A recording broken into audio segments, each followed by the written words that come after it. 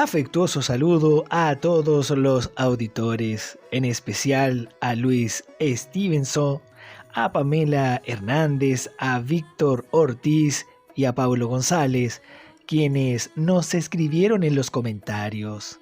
Y por supuesto también a todos ustedes. La serie que veremos esta semana lleva por título ¿Soy enemigo de Dios? Este es un título un poco fuerte, ¿no es verdad? Mas necesitamos verlo con los ojos espirituales. Este mensaje fue extraído del compartir de nuestro amado hermano Miguel Ma. Hoy volvemos a hablar de la primera epístola del apóstol Juan. El apóstol Juan primero fue un discípulo que en su juventud gustaba de recostarse en el pecho del Señor. Y también era conocido como el discípulo amado. Qué maravilloso título, ¿no? Y no es que él fuera amado por el Señor más que los otros discípulos, o aún más hoy que cualquiera de nosotros, sino que él se sentía muy amado. Así hoy también nosotros debemos querer sentirnos amados. Y para eso debemos acercarnos mucho más a Dios y pasar más tiempo en comunión con Él. La primera epístola de Juan fue escrita por allá por el año 90 después de Cristo, cuando Juan ya era un anciano y él tenía un gran encargo por restaurar la situación degradada que vivían las iglesias de aquella época, en especial la iglesia en Éfeso. La carta está dirigida a fortalecer la comunión íntima con Dios y la importancia de la fe en Jesucristo. Hoy nosotros reconocemos que estamos en el fin de los tiempos y que estamos siendo advertidos y también alentados para tener una comunión íntima con Dios y para no sufrir la degradación de la iglesia en el fin de los tiempos. El versículo de hoy lo encontramos en 1 de Juan capítulo 1, versículo 1, que dice: lo que era desde el principio, lo que hemos oído, lo que hemos visto con nuestros ojos, lo que hemos contemplado y palparon nuestras manos, tocante al verbo de vida. Señor Jesús, hoy presentamos, debemos conocer a nuestro Dios. Queridos auditores, hoy vamos a continuar viendo la primera epístola de Juan, hablando sobre la comunión divina. Desde el inicio, el apóstol Juan se basó en la experiencia que tuvo con el Señor. Juan estuvo a su lado. Ya vimos, se recostó en su pecho. Juan se sentía amado por Dios. Él tuvo experiencias íntimas con el Señor Jesús, no solo cuando él estaba físicamente con él, sino aún continuó después de eso, teniendo una comunión rica espiritualmente.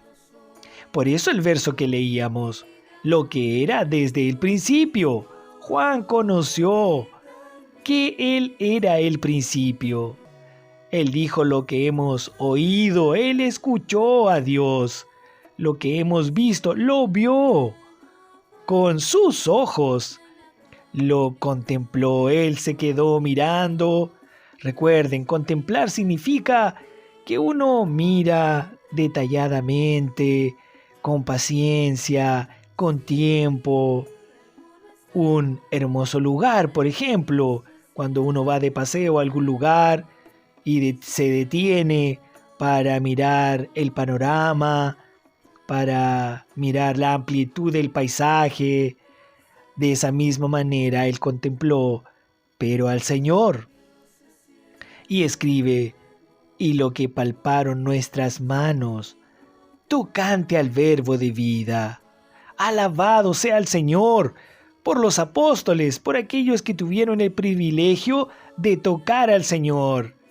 Pero aún más hoy nosotros, aquellos que no vieron, pero creyeron. Qué hermoso es este versículo, ¿no es verdad, queridos hermanos?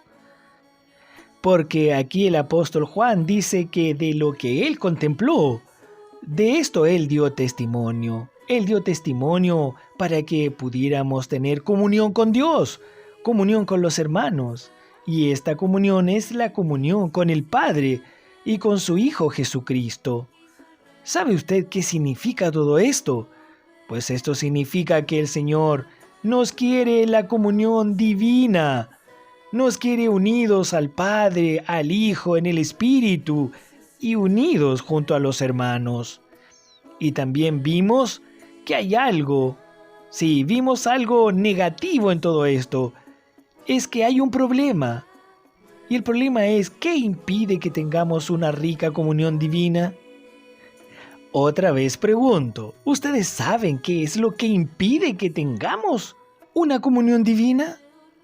Pues la respuesta está aquí, en la primera epístola de Juan, y es nuestros pecados. Sí, son nuestros pecados los que impiden que tengamos una comunión divina con el Padre, con el Hijo y aún con los hermanos. Hoy, cuando hablamos de este tema de los pecados, no es igual que cuando se hablaba hace muchos años atrás, siglos atrás. Las cosas cambiaron y aún en el fin de los tiempos los pecados se modernizaron. Hoy en el mundo entero, el mundo en que vivimos, el enemigo nos quiere hacer perder la noción de las cosas que son pecado. Y eso es aún mucho más grave.